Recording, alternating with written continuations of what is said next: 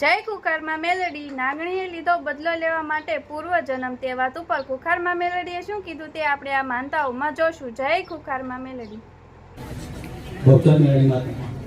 મારી વાત વર્ષ હેરાન થઈ ગયો હતો મારે એ બહેરા જો પછી સારું રહેતો નહીં, કોઈ સંબંધ નહીં દેતા. તો મારી કંઈક રવિવારે કે અરજી કરી બુધવારે ઘરે ગયો અને એક સમયે પેલી મારી વાઈફ ઘરે ઘરે ગુસ્સે થઈ જાય તો મારી એક પ્રવચનમાં કહ્યું હતું કે કોઈ નડવાવાળું જે હોય માતાજીને પ્રાર્થના કરેલી તો એના શરીરમાં હાજર થઈ કે હું તો અહીંયા જ છું કે પાછળ શું જોવા જ કે હું તો કે નાગીન છું ભાઈ એના શરીરમાં હું નાગીન જેવી આવી ગઈ એમ.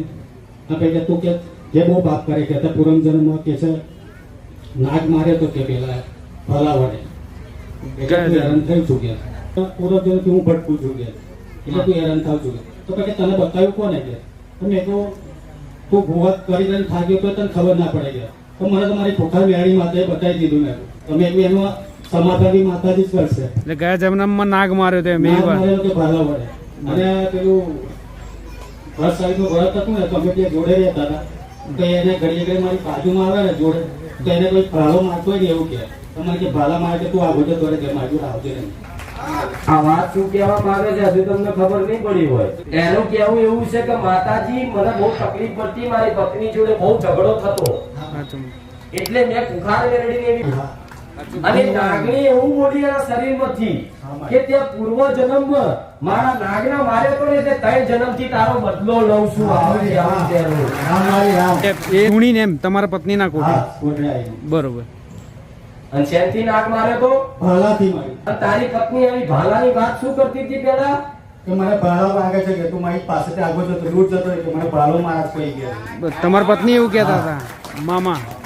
હવે એક દાડો કદાચ મોદીથી પ્રવચનમાં કે મારા તો મારા ભગવાને એ સતાવ્યું છે ને કે પૂર્વ જન્મનું ફેદી નાનું એ મેળવી જો 5000 વર્ષના ઇતિહાસમાં ફેદી કદાચ મહાભારત જેવા અર્જુનના ભીમ પાંડવ મને મારા કૃષ્ણનો રામ રામ કરીને કદાચ આ સતની ગાદીએ મારી જા દો પાસી ઇતિહાસ ફેદી નાખતી હોય તો ઘણા પૂર્વ જન્મ મારા માટે રમત ના ખેલતા આવું આ વાતનો પુરાવો બને છે. મેં કોઈ પરાણે બોલાવડાવ્યું નહીં. એના જાતે કે કોઈ તારી પત્ની ધૂણી છે કોઈ દાડો ના મારી એવી સારી મારી કોઈ દિવસ બોલી નહીં. એવી રીતે કોઈ દિવસ મારીને અરજી કરીને એ પછી બહાર પડી ત્યારે એકનું આવું છે. તમે માતાજીને અરજી કરી એ પછી જે ધૂણ્યા એ પછી બહાર પડી ત્યારે એકનું પેલા આવો બરોબર. ત્યાં સુધીમાં કોઈ ખબર નહીં આટલા વર્ષોથી. અને એની પત્નીની ઓંખો અમુક વાર એટલી કાળી થઈ જાય ગુંડારા થઈ જાય એવું થાય છે ને તમારી પત્ની આંખો કાળી થઈ જાય ગુંડારા થઈ જાય જાણે કે આહા આંખ કાળી થઈ ગઈ નાગીન હોય એવું લાગે નાગીન જેવી. એનો ગુસ્સો એવો કોકના બોલે એટલે પથ્થર ફાટી જાય. આ શું ખોટું તારું તો ચાલતું જ નહીં. ના મારી હવાનું સમાધાન જોતો ખરાનું સમાધાન. અરે રે ખાલી મારી વાતનો કદાચ વિશ્વાસ કરતા હોય ને તો એક ઉપાય બતાવીશ, એક સમાધાન બતાવીશ કે એનો શ્રાપમાંથી મુક્ત કરીને કદાચ હળી મળીને ભેગા થઈ અને રાજીપો ના કરી આલો ને તો સોલંકી બેટી નહીં મેળવી. તમારું મારું નામ મરદાર સુનિલભાઈ રણજીતભાઈ, ગામ નાપડા, તાલુકો બરોડા, જિલ્લો અરવલ્લી. મોડાસાથી આવું છું. મેં 12 મહિનાની પ્રોસેસ મારી ચાલુ હતી તો કુવેતના વિઝા નતા આવતા કુવેત જવા માટે. પછી એમ કરી 12 મહિના થઈ ગયા. પછી 1.5 મહિનો માનતા માની 1.5 મહિનો થયો. માતાએ અમને સપનામાં એમ કીધું જા દીકરા તારે 1.5 મહિનો તારી વિઝા આવી જશે. કયા માતાજીએ કેવા સ્વરૂપમાં આવ્યા હતા માતાજી? કાળી ચુંદડીમાં આવ્યા હતા માતાજી. જા દીકરા તારે 1.5 મહિનો તારી વિઝા આવી જશે.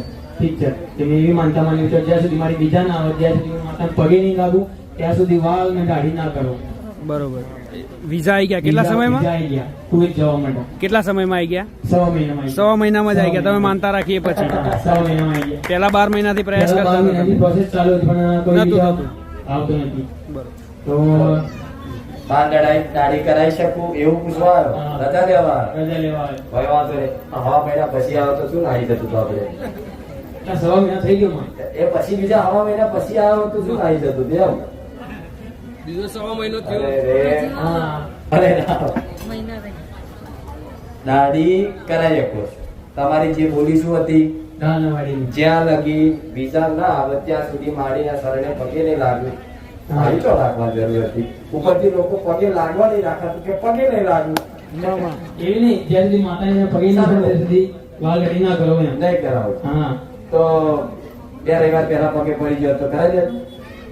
અને આ માંદાપુર થી જે તો કઈ દે. બોલી સિટીમાં જ ફરે છે. આ કોઈ વાંધો નહીં. વાતો શીખવાડું છું. તમે આયા, તમારી મમતા પૂરી થઈ ગઈ, તમે વાત દાઢી કરાવી શકો. રામ. સાચી વાત.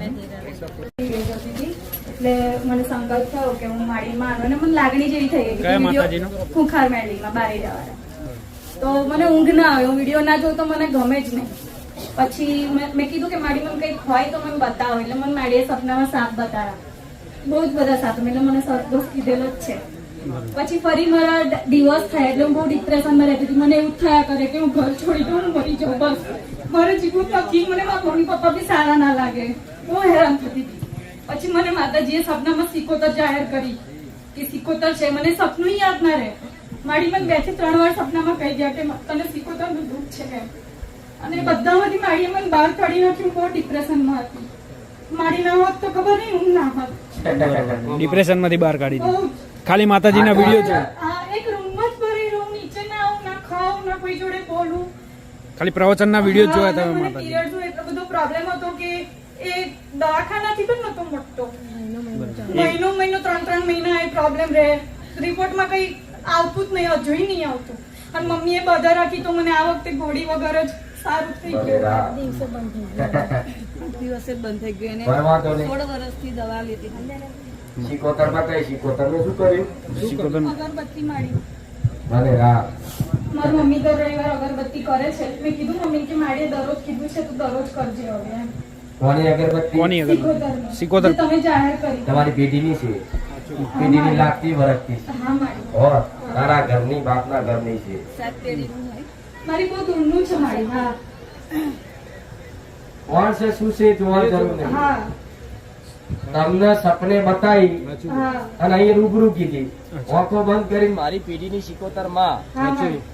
મર્યા પછી સંબંધ કોઈનો હોતો નહીં. તમારો ડાયરેક્ટ દેવનો સંબંધ હોય. હા. પછી એ તમારી કાકી થતી હોય, દાદી થતી હોય, જે થતી હોય, પણ દેવનો સંબંધ બોધી દો તો એ લેખે લાગે. એટલે એને પૂછવાની જરૂર નહીં. કદાચ એને જાણવું હોય તો એને પ્રાર્થના કરે કે માં તું કઈ શિકોતર છે. તો કોક દાડો એમ કે હું ગંગા બાગ, હું ફલાણી બાગ આ છે કહી દે. આટલું કહું છું. હો, ભલે રામ બોલો.